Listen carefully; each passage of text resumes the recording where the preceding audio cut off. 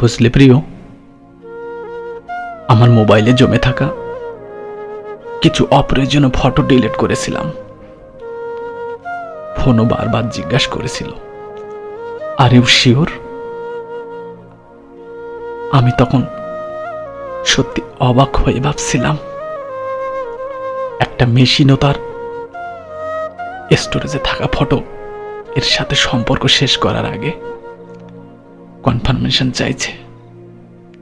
আর আমরা সেই মেশিন চালানো মানুষগুলো একটা মানুষের সাথে সম্পর্ক শেষ করার আগে কনফার্মেশন তো দূরের কথা, একটা ইনফরমেশন নেওয়ারও সময় দেয় না।